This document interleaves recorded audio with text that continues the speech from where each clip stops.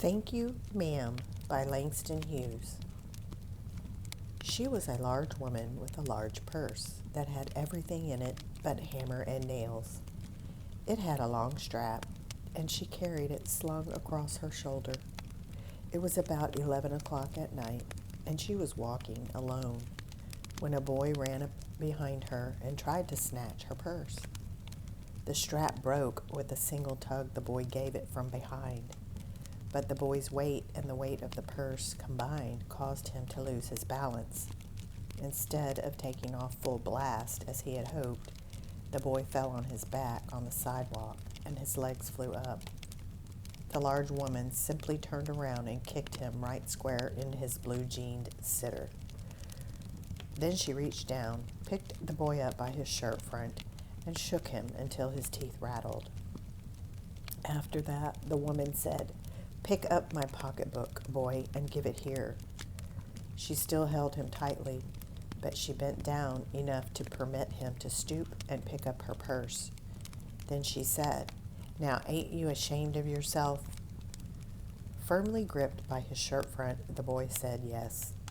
The woman said, "What did you want to do it for?" The boy said, "I didn't aim to." She said, "You a lie." By that time, 2 or 3 people passed, stopped, turned to look, and some stood watching. "If I turn you loose, will you run?" asked the woman. "Yes'm," said the boy. "Then I won't turn you loose," said the woman. She did not release him. "I'm very sorry, lady. I'm sorry," whispered the boy. "Uh-huh. And your face is dirty. I got a great mind to wash your face for you. Ain't you got nobody home to tell you to wash your face?" "No," said the boy. "Then it will get washed this evening," said the large woman, starting up the street, dragging the frightened boy behind her. He looked as if he were 14 or 15, frail and willow wild, in tennis shoes and blue jeans. The woman said, "You ought to be my son. I would teach you right from wrong. Least I can do right now is to wash your face. Are you hungry?" "No," said the boy. "I just want you to turn me loose." "Was I bothering you when I turned that corner?" asked the woman. "No." "But you put yourself in contact with me," said the woman. "If you think that contact is not going to last a while, you got another thought coming. When I get through with you, sir, you are going to remember Mrs. Luella Bates Washington Jones." Sweat popped out on the boy's face, and he began to struggle. Mrs. Jones stopped, jerked him around in front of her, put a half Nelson about his neck, and continued to drag him up the street. When she got to her door, she dragged the boy inside, down a hall, and into a large kitchenette furnished room at the rear of the house. She switched on the light and left the door open. The boy could hear other roomers laughing and talking in the large house. Some of their doors were open too, so he knew he and the woman were not alone. The woman still had him by the neck in the middle of her room. She said, "What is your name?" "Roger," answered the boy. "Then, Roger, you go to that sink and wash your face," said the woman, letting go at last. Roger looked at the door, looked at the woman, looked at the door, and went to the sink. "Let the water run until it gets warm," she said. "Here's a clean towel." "You going to take me to jail?" asked the boy, bending over the sink. "Not with that face. I would not take you anywhere," said the woman. "Here I am trying to get home to cook me a bite to eat, and you snatch my pocketbook. Maybe you ain't been hungry like I've been hungry, boy.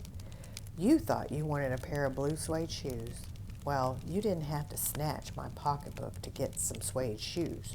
You could have asked me." "Ma'am?" The water dripping from his face, the boy looked at her. There was a long pause, a very long pause. After he had dried his face and not knowing what else to do, he turned around, wondering what next. The door was open. He could make a dash for it down the hall. He could run, run, run, run, run. The woman was sitting on the daybed. After a while, she said, "I were young once, and I wanted things I could not get." There was another long pause. The boy's mouth opened. Then he frowned, but not knowing he had frowned. The woman said, "Mm-hmm. You thought I was going to say, but, didn't you? You thought I was going to say, but I didn't snatch people's pocketbooks. Well, I wasn't going to say that." Silence. "I have done things too, which I would not tell you, son, neither tell God, if he didn't already know. So you sit down while I fix us something to eat. You might run that comb through your hair so you will look presentable." In another corner of the room, behind a screen, was a gas plate and an ice box. Mrs. Jones got up and went behind the screen. The woman did not watch the boy to see if he was going to run now, nor did she watch her purse, which she left behind her on the daybed. But the boy took care to sit on the far side of the room, where he thought she could easily see him out of the corner of her eye, if she wanted to. He did not trust the woman not to trust him, and he did not want to be mistrusted now. "Do you need somebody to go to the store?" asked the boy. "Maybe to get some milk or something?" "Don't believe I do," said the woman, "unless you just want sweet milk yourself. I was going to make cocoa out of this canned milk I got here." "That will be fine," said the boy. She heated some lima beans and ham she had in the icebox, made the cocoa, and set the table. The woman did not ask the boy anything about where he lived or his folks, or anything else that would embarrass him. Instead, as they ate, she told him about her job in a hotel beauty shop that stayed open late, what the work was like, and how all kinds of women came in and out, blondes, redheads, and Spanish. Then she cut him half of her 10-cent cake. "Eat some more, son," she said. When they were finished eating, she got up and said, "Now here, take this $10 and buy yourself some blue suede shoes.